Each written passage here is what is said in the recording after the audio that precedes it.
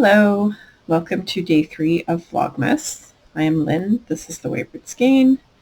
I haven't said that the last 2 episodes. Well, the last 2 Vlogmas episodes anyway. Oops. So hi, how are you? I'm Lynn. This is my crazy life. Sorry, I'm just finishing my row here. There we go. So I've already started my blanket square for today. You'll have already seen the mini in the intro. It is this bit of loveliness. It's a little more reddish purple than that, but we've already determined that the lighting in here sucks. It is the middle of the day. I could have the blinds up, but quite frankly, too many people would be able to see me from outside, and that makes me uncomfortable. So it's very overcast outside anyway, so it wouldn't be all that much brighter. So my mini today is, sorry, I've got the flashlight from the camera on that side to sort of balance out the darkness. One day I will figure out lighting. One day, maybe. So my mini is from a mini set that I bought back in, when did I buy this? I bought it in July of 2020. It was a mini set called Faded Blossoms. This is another one I was going to put in today, but I didn't like it next to the color that was already there. So this one will be at some point next week. So it's from a set called Faded Blossoms from Annie Pearl on Etsy. ANNIEPURL. Her shop is on hold right now, but it will be back at some point. So there you can see they're sparkly. Yay. I love sparkly yarn. And she is Glitter Pearl on Instagram. And I want to say Milwaukee Pearl on Ravelry. I don't know if she's still on Ravelry. So many people are not anymore, for obvious reasons, but there we are. So that's my mini, and I'm very much enjoying knitting with it. I've always loved Annie's yarn. I've got a few more skeins of it somewhere. I've got some of her bags. I have one of her masks. Basically, she sells it, I buy it. She's also a good friend. Like she's an excellent pocket friend, and we've met in person. The last trip I took pre-pandemic, I got to meet her and a few other people in Milwaukee. So I don't know when I'm ever going to get down there again, but I very much enjoyed spending the afternoon with her and a few other friends. She's very, very cool. You should check out her shop when it is back in operation. I will put a link down below. My tea today, you've already seen, is organic peppermint amour. So very pepperminty. I haven't made it yet, obviously. It's full. I will do that shortly, and you'll probably see a little, well, probably not. But I'm about to make it. Basically, I am between morning services at Temple, where I am the online chat manager, so I put up all the page numbers and stuff and links to things that people need to see, and work, which starts in half an hour. So I work a 1 to 9 shift on Saturdays, so it is a hectic Saturday. Not a lot of time to myself, not a lot of time to do laundry or cook or any of those things. So I'm going to try and knock this out quickly. I'll probably record a little bit more after work, perhaps. Maybe, maybe not. I did want to show you. I turned my heel and I've picked up the stitches, and I'm all tangled because of the needles. These needles that I picked up at Garden State Sheep and Wool in September are very, very short. So they're a little challenging to work with. There we go, untangled. So they're a little challenging to work with sometimes, because especially when you're picking up like 25 stitches and adding them to 10 you've already got on the needles, it gets a little challenging to get them all on there. So I actually used some of my carbon DPNs to pick up the stitches and then transfer them back onto these. They're lovely to knit with. They're about 5 inches, I'd say. They're not quite 6, I don't think. But yeah, they're very short little needles. They were the only sock needles I could find in the barn we were in at Garden, because I was vending at Garden State Sheep Breeders Festival. It was just outside of Princeton, New Jersey. So I was vending for Gnome Spun, and this is how I ended up buying the yarn. Sorry, I'm good. Yeah, there you can see a little bit more of the flex, but it's very, very contrasty. There we go. So it's a charcoal yarn. It's called Coal is the colorway. I was vending for Gnome Spun at Garden State back in September. It was actually kind of funny because he had been trying to get into that festival for a very long time. Just so happened to get in this year, and the festival happened to be the same weekend as a trip he was supposed to be taking with his husband in Ireland, and he was devastated because he was going to have to either give up his spot at Garden State or cancel the trip. And a couple of his friends and I were like, no. So it was very important that he go to Ireland with Chris, and it was just like, no, you go, we'll take care of this. And so I ended up at Garden State for 2 days. I got to hang out with Christy and Matt of Fiber Stash, which was a lot of fun. I was staying with them. We got a hotel together. And so we had a blast. And I very much enjoyed it. It was my first festival since before the pandemic. It was a small one, so it was a good intro. And it definitely determined that I was not ready for Rhinebeck this year. Because it was a small festival, like it was a very small festival as compared to Rhinebeck, and I was uncomfortable and I had my mask on most of the time. So I was definitely not ready for Rhinebeck this year. Next year, I'm hoping. I've got my fingers crossed. We're planning on going next year. We were talking about it at knit night the other night. We had a virtual knit night for the first time in ages. And it was only 4 of us, but it was fun. And I got to see people I haven't seen in a while and hang out a bit. So that was lovely. So anyway, yes, I picked up the needles because I hadn't. What kind of knitter doesn't bring any knitting with them to a festival? This kind. I had not been knitting a lot over the summer because it's hot. And most of my knitting I had sort of tapered off at the end of spring, and especially in my house because I have this west-facing window and it gets extremely hot in here. So I had not been knitting a lot over the summer. So I didn't have any knitting to bring with me in September. And then I found that I bought this yarn at the booth. And then I went off walkabout in search of needles for 15-20 minutes. This was all I could find. They're bamboo. They're short. They're surprisingly pointy for bamboo needles. I was very impressed. They're pleasant to knit with. I don't know that I'm going to do a whole pair of socks on them again. I might save them for mittens.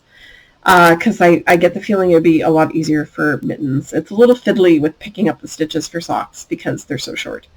But I've been enjoying knitting with them. I don't remember what brand they are, sorry. They were sort of, I don't remember what booth I bought them at. I'm a bad person. I'm a bad podcaster anyway. So this is the story of my short-lived needles that you really didn't need to hear all of. So I did my heel turn this morning, and I have a tendency to forget how to start. It's been so long since I've knit socks.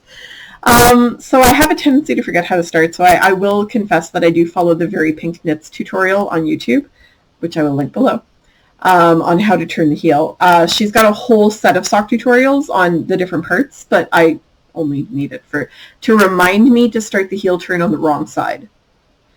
That's literally all I have to. I just watched the first 5 seconds of the video at this point, but I still need that to remind me every time for some reason. I can remember Kitchener stitch like nobody's business. How to turn a heel escapes me every damn time. So I follow the Very Pink Knits tutorial on how to turn a heel. If you've never knit socks before and you would like to learn, definitely go with her videos. She is very, very clear and very slow and very, methodical and very easy to follow. I love her videos. Whenever I need to learn a new technique, I go see if she has a video for it. So that is one of the tutorials I use a lot. For all the socks I've knit probably 30 pairs at this point. I still Usually because it takes so long between the first and second sock. I finished the first sock probably a month ago, so a month and a half-ish basically between heel turns, and yeah, it's gone. Plus, it's been really stressful lately. I've had a lot on my mind, and there's been a lot going on, and yeah, I did this massive assignment for school yesterday, so my brain was mush today. Plus, I was tired. The phone had woken me up at like 10 to 10 this morning, which was 10 minutes before I was supposed to be online for service. I overslept. That's okay. So yeah, we've covered sock, we've covered blanket, we've covered tea. I finished my blanket square for yesterday, and I've already cast on the new one, which is what you were watching me knit during the intro. And I'm very much, oh God, I love this yarn. It's so squishy and soft. The one from yesterday is very soft too, but this one, I don't know what base she uses, but it's so squishy. I was petting this one yesterday, thinking that I was going to put it in the blanket, but then I put it next to this one, and I was like, meh. So I grabbed the purple one instead. It was a 5-color mini set that had purple, blue, there's a coral pink, there was a lighter pink, and there was the yellow. So I very much enjoy knitting with Annie's yarn. I've just been picking minis out of my stash. That was the first of the mini sets I had bought at the beginning of the pandemic. I haven't bought any yarn except for this and the yarn I knit to make the hat in the spring. That's all I've bought in, I think, 3 or 4 years. I haven't been buying yarn because I got yarn. I've been randomly picking balls out of my stash to just knit whatever with. I don't know if I can reach it. A sec. I actually pulled 2 random balls and I haven't cut off my ends or anything. So I had knit my daughter a poncho when she was small, and there was 1 skein of each color left over. And so I decided that I was going to knit a scarf. So I started knitting a scarf here and did stripes the whole way. And this is not picking up how bright this is. This is insanely bright. Knit the whole scarf. Realized the solid color had a little bit more yardage than the variegated color. Thanks, Bernat. And this is Bernat Harmony, I think. Anyway, so I decided to just keep going until I used up all the solid, and then I made it into a cowl. So it is a long, very squishy cowl. It is very warm. I'm considering offering it to my daughter as a replacement for her long defunct poncho. It's the same yarn. It's very soft, squishy acrylic, super bulky, I think. I did it on size 15 needles. 15? Yes, 15 needles are 10 millimeters, so yes, 15. And basically just had 2 double-pointed needles and would work on it whenever I was sitting down at the computer, usually while I was working. So when it's slow, when calls aren't coming in very quickly, I have time to knit in between, so yay. Sorry, I feel ridiculous wearing that. So I basically have just been picking balls out of my stash, like random whatever. I'll just pull it out of my stash and go, what can I make with this? Look up patterns on Ravelry. My computer is not optimized for running Logitech Capture. Okay. I've barely touched this computer in almost a year, so no surprise there.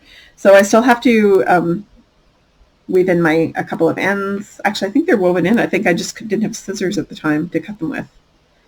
So I just have to cut off the ends and figure out where it's going. And that's one of the random things that I've knit in the last few months. That's where the idea for the diagonal scarf came. I had 1 skein of this sort of silk wool blend and was like, okay, what can I do with 1 skein of this? I really thought I acquired it during the time where I was just buying whatever looked pretty and didn't consider what was going to happen to it. I've tried to stop doing that.